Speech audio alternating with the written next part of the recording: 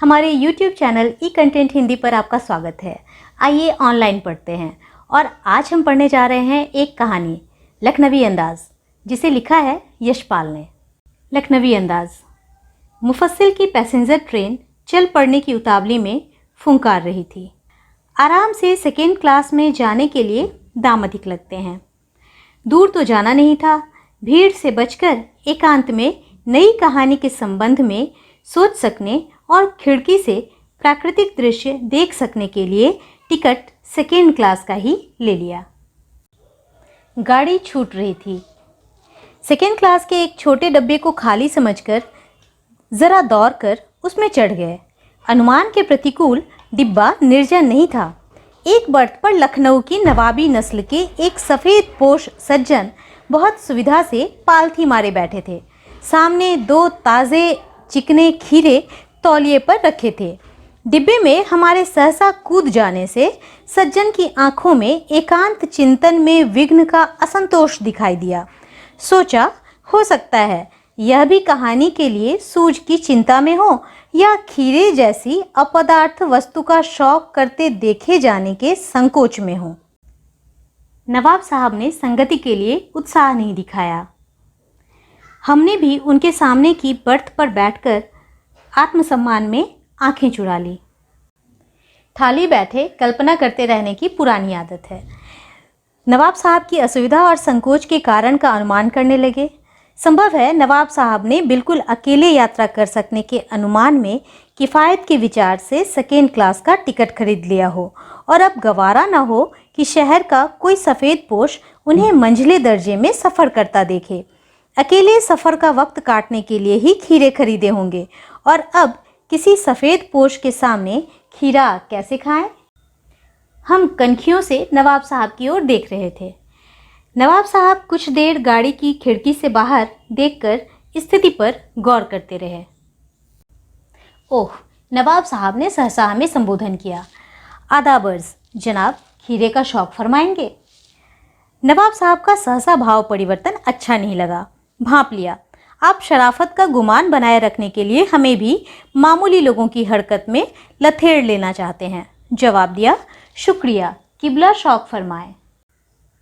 नवाब साहब ने फिर एक पल खिड़की से बाहर देखकर गौर किया और दृढ़ निश्चय से खीरों के नीचे रखा तौलिया झाड़कर सामने बिछा लिया। सीट के नीचे से लोटा उठाकर दोनों खीरों को खिड़की के बाहर धोया और तौलिए से पोंछ लिया। जेब से चाकू निकाला, दोनों खीरों के सिर काटे और उन्हें गोद कर झाग निकाला। फिर खीरों को बहुत एहतियात से छीलकर फाकों को करीने से तौलिए पर सजाते गए। लखनऊ स्टेशन पर खीरा बेचने वाले खीरे के इस्तेमाल का तरीका जानते हैं। ग्राहक के लिए जीरा मिला नमक और पिसी हुई लाल मिर्च की पुड़िया भी हाजिर कर देते हैं। नवाब साहब ने बहुत करीने से खीरे की फाकों पर जीरा मिला नमक और लाल मिर्च की सुर्खी बुरक दी। उनकी प्रत्येक भावभंगिमा और जबड़ों के स्फुरन से स्पष्ट था कि उस प्रक्रिया में उनका मुख खीरे के रसास्वादन की कल्पना से प्लावित हो रहा था। हम कनखियों से देखकर सोच रहे थे, मियाँ रईस बनते हैं, लेकिन लोगों की नज़रों से बच सकने के ख्याल में अपनी असलियत पर उतर आए हैं। नवाब साहब ने फिर एक बार हमारी ओर देख लिया। वल्लाह, शौक कीजिए, लखनऊ का बालम खीरा है। नमक मिर्च छिड़क दिया जाने से ताज़े खीरे की पनियाती फांकें देखकर पानी मुंह में ज़रूर आ रहा था, लेकिन इनकार कर चुके थे। आत्मसम्मान निभाना ही उचित समझा। उत्तर दिया, शुक्रिया, इस वक्त तलब महसूस नहीं हो रही, मैदा भी ज़रा कमज़ोर है, किबला शौक फरमाए। नवाब साहब ने सतृष्ण आँखों से नमक मिर्च के संयोग से चमकती खीरे की फांकों की ओर देखा। खिड़की के बाहर देखकर दीर्घ निश्वास लिया। खीरे की एक फांक उठाकर होठों तक ले जाएं। फांक को सूंघा, स्वाद के आनंद में पलकें मूंद गई। मुंह में भर आए पानी का घूंट गले से उतर गया। तब नवाब साहब ने फांक को खिड़की से बाहर छोड़ दिया। नवाब साहब खीरे की फांकों को नाक के पास ले जाकर वासना से रसास्वादन कर खिड़की के बाहर फेंकते गए। नवाब साहब ने खीरे की सब फांकों को खिड़की के बाहर फेंककर तौलिए से हाथ और होंठ पोंछ लिया और गर्व से गुलाबी आंखों से हमारी ओर देख लिया, मानो कह रहे हों, यह है खानदानी रईसों का तरीका। नवाब साहब खीरे की तैयारी और इस्तेमाल से थककर लेट गए।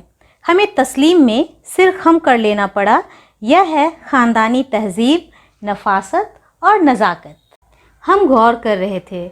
खीरा इस्तेमाल करने के इस तरीके को खीरे की सुगंध और स्वाद की कल्पना से संतुष्ट होने का सूक्ष्म, नफीस या एब्स्ट्रैक्ट तरीका ज़रूर कहा जा सकता है, परंतु क्या ऐसे तरीके से उदर की तृप्ति भी हो सकती है?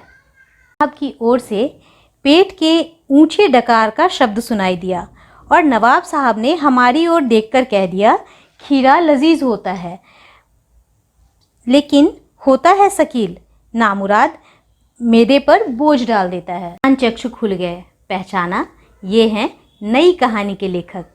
खीरे की सुगंध और स्वाद की कल्पना से पेट भर जाने का डकार जा सकता है, तो बिना विचार, घटना और पात्रों के लेखक की इच्छा मात्र से नई कहानी क्यों नहीं बन सकती?